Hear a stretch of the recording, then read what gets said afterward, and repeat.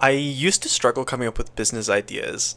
I would go through the same thoughts in my mind and I'd stare at a blank wall and I'd end up pulling my hair out, being so frustrated that I couldn't come up with something new. But recently I learned that coming up with new business ideas just requires a better perspective. So I'm going to share with you three different ways that you can change your perspective and find lists of new ideas right away.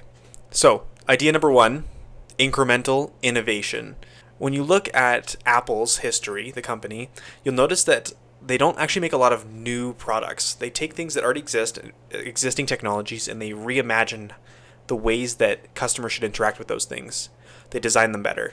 So this method is looking around the things in the room, just in your environment, and identifying how you could make them better. As an example, think about the Stanley Cup water bottles. Metal water bottles are far from a new product. So how could someone innovate in such a long-standing market? The Stanley Cup carried on this wave of a new health trend where people were just trying to drink lots more water. And so they were able to carry on that by looking at the design of metal water bottles and rethinking it. But in design, the Stanley Cup is actually just a really simple idea, right? It's just a water bottle with a handle. Well, some of them have handles, right? And that's kind of the popular image. It's a reasonable idea. It probably even seemed anticlimactic or boring to the people that came up with it. It's so simple, but it worked, right? So this simple change filled a specific need, which was drinking water and having social status for a specific group of people, right? The ones that wanted social status and were willing to spend the money on this accessory. So try method one yourself, incremental innovation. Look at something around you, preferably something you interact with a lot, and think about what are the flaws. What are those little bits that annoy you? What are ways you've changed it in the past? And talk to people that you know about that thing. How could it be better? A few years ago, I traveled to the United Kingdom on a school trip. And while I was there, I tried some of their chocolate bars and I fell in love. They were so good.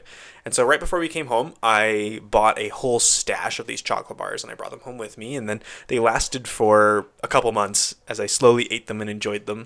And I haven't had them for a few years. But last year I realized that there was this foreign food store, a new one in my hometown, and they sell the exact same British chocolate bars. So now I can go have them whenever I want. It's something that I had a want for, I didn't have access to, and then someone brought it to me. So look around your house and at your lifestyle and try to acknowledge the things that might be new to people that live in your area. Consider maybe art, food, exercise routines, sports, games, music, etc. Pick a few that you're really passionate about and talk to some people in your life. Ask them if they've ever heard of it, if they've enjoyed it, and see if there's interest there. So idea number two is to bring a foreign thing home. This is a fairly simple idea. The concept is to find something people want, import it, and sell it. But the trick is finding the right thing. And foreign can actually be just anything new to people in your area. It doesn't have to mean international. If people quickly become interested in your foreign thing, consider making a business out of it. Try a very small importing or try teaching a couple people about your thing and see if the interest grows. And the last idea for today, idea number three, is to give passion a shot. Now, if you're struggling for business ideas, I'm sure you've thought of this before, but take some time to really consider it. You'll probably discover lots of different passions that you could build a business around, right? Think about your love for food, art, plants, games, hiking, health, reading, lots more things, right? In the internet age, you can start a business with your passion so easily. You could make YouTube videos, you could write articles, you could create recipes, you could start a community, or you could teach someone your skills. You could build an offline business with your passion too. Search for farmers markets in your area and just go. Go check out and see what people are already selling there. And I'll bet you'll notice there are several booths where you think to yourself, I could do that. That's so simple. That's happened to me a lot. Now, an important thing to note with this is that when you start a passion business, there's probably going to be people already doing that thing. You cannot compare yourself to others. Every passion is going to be filled with people that are already doing great work. Don't let it discourage you. Honestly, it'd probably be a bigger red flag if nobody was doing that thing yet. So just get started.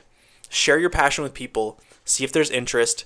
And people will genuinely appreciate the unique way that you express your love for your passion. So there you go. There were my quick 3 ideas that you can start brainstorming new business ideas.